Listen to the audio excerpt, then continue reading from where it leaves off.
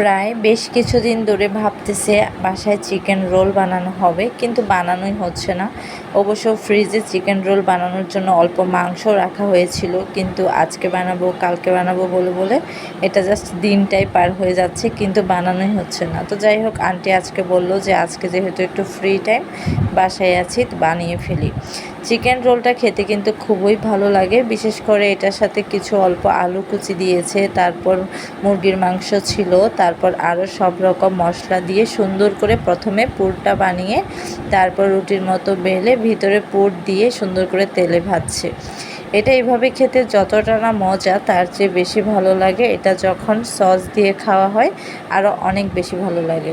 আচ্ছা, কারা কারা এরকম বাসায় চিকেন রোল বা সিঙ্গারা, চমোসা এগুলো বানিয়ে খেতে পছন্দ করো, বিশেষ করে ভাজা পোড়া খেতে পছন্দ করো, অবশ্যই কিন্তু কমেন্টে জানিও।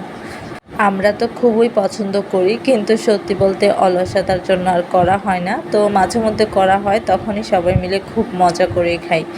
মাশাল্লাহ, কালারগুলো খুব সুন্দর আসছে। একটু ভালো করে উল্টে পিল্টে এপিট ওপিট একটু ভালো করে ভেজে নিচ্ছে। যেহেতু একটু মোটা করে এগুলো রোলগুলো বানানো হয়েছে, ভাজতে একটু সময় লাগবে, তাই স্লো মোশনে জালটা বাড়িয়ে তারপর আস্তে আস্তে করে ভালো করে এপিট ওপিট ভালো করে ভেজে নিচ্ছে।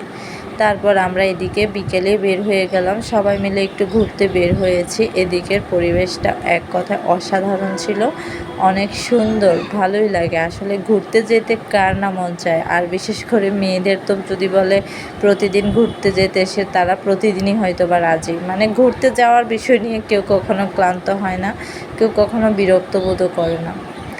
ফুল দেখলেই ছিঁড়বো, এটাই স্বাভাবিক। একটা দুইটা ফুল এখান থেকে ছিঁড়ে নিলাম। তো ভাবতেছি, আচ্ছা এই ফুলগুলোর কি মানে ঢাল লাগালে কি এটা চারা হয়? এটা অবশ্য আমি জানি না, যদি কেউ জেনে থাকে অবশ্যই কমেন্টে জানিও। আজকে ভাবতেছি এখান থেকে একটা ঢাল নিয়ে এসে বাসায় লাগাবো, দেখি কখনো গাছ হয় কি না।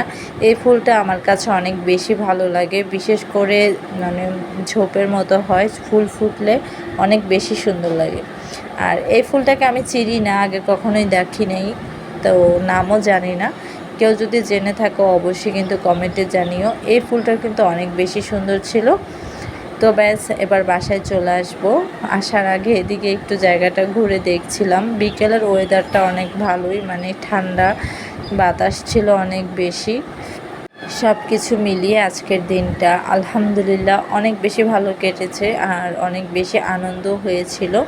তো বাইরে গিয়ে আমরা আরেকটা মজার জিনিস আজকে মানে খেয়েছিলাম, সেটা হচ্ছে চিকেন কাবাব। মানে এই জিনিসটা অনেক দিন পরেই খাওয়া হয়েছে, এদিকে কাছে ধারে পাওয়া যায় না, দূরে কোনো হোটেলে বা ওদিকে পাওয়া যায়।